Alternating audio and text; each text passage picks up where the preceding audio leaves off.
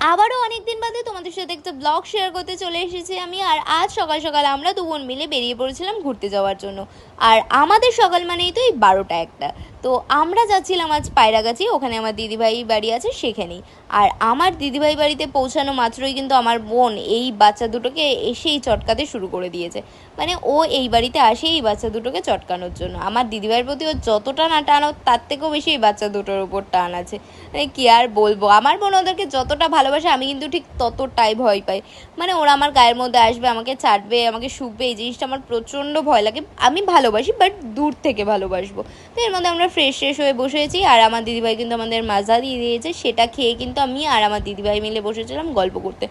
অনেকক্ষণ গল্প করেছি দুই বোন মিলে বসে। আর এইদিকে দেখো আমার দিদিভাইয়ের অ্যাকোয়ারিয়ামটা কত সুন্দর লাগছে।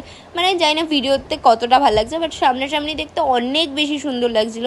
আর এর মধ্যে ওর রান্নাও হয়ে যায়, তাই আমরা বসে পড়ছিলাম খেতে। মেনুতে ছিল ভাত, ডাল, বেগুন ভাজা, মাছ, মাংস, চাটনি।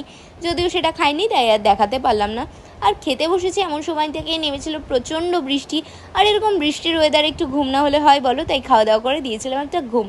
তারপর ওই 6টা নাগাদ ঘুম থেকে উঠে রেডি হয়ে বেরিয়ে পড়েছিলাম বাড়িতে আসার জন্য, কারণ মানু বাড়িতে একা রয়েছে, বাড়িতে তো ফিরতেই হবে।